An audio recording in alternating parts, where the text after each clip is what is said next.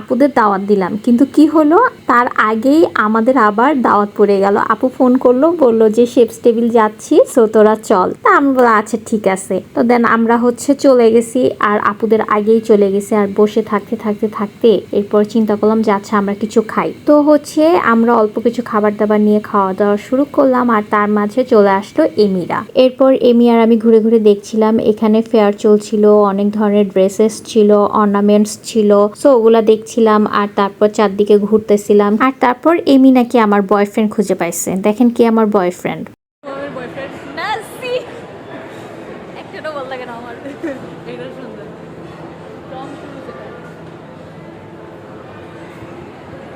এই যে এটা হচ্ছে এমির বাসা।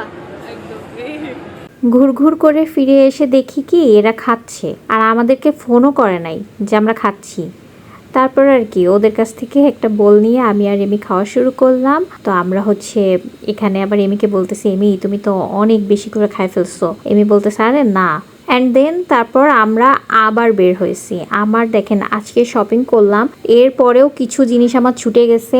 তো আপনার ভাইকে বললাম যে তুমি আমাকে টাকা দাও, আমি ওগুলো নিয়ে আসি। তো আমি এখন ওগুলো নিচ্ছিলাম, আর এমি ছিল আমার সাথে, তো আমাকে ভিডিও করে দিচ্ছিল।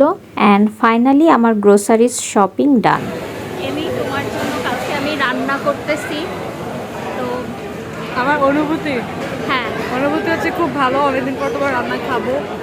বাট যদি চিংড়ি মাছ ভালো না হয়েছে, আই উইল কিল ইউ।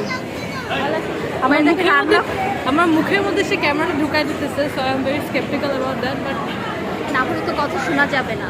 হ্যাঁ হ্যাঁ গাইস, আমি তাকে রান্না করেও খাওয়াবো, আবার সে আমাকে মেরেও ফেলবে। মানে আমি বুঝতেছি না কি করবো। আই সোয়ার টু গড, আমি মেরে ফেলবো। সো আমি জিজ্ঞেস করি এই আমাদের ছাড়া সবাই খাচ্ছে, এটা কি আনছে?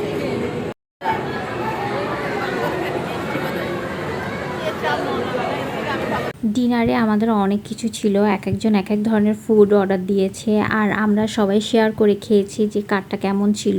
এরপর আমি ভাবছিলাম যে বাসায় গিয়ে আমি গরুর মাংসটা একটু রেডি করে রাখবো, কারণ একদিনে এত রান্না করে আমি পারবো না। কিন্তু কি আর করার, কপালে যদি দুঃখ থাকে সেটা তো হবেই। আমি যখন বাসায় যাব, পুরা রাস্তা এত জ্যাম। নর্মালি আমার বাসা থেকে এয়ারপোর্টে যেতে লাগে 12 থেকে 15 মিনিট। তো আমরা সেদিনকে অলমোস্ট 1 ঘন্টা জ্যাম কাটিয়ে আসছি। আর জ্যামে বসে থাকতে থাকতে আশেপাশের গাড়ির গন্ধে টন্ধে আমার মাথাটা ঘুরে বমি চলে আসছে। আর তারপর বাসায় এসে আমি ঘুমাই গেছি। তো আমার রান্না বান্না কিচ্ছু হয়নি। তো আমি কিভাবে কি কমপ্লিট করলাম সেটা অবশ্যই আমি আগামীকাল সন্ধ্যা 7টায় শেয়ার করব। সো আজকে আমার ব্লগ এখানেই শেষ করছি। টাটা।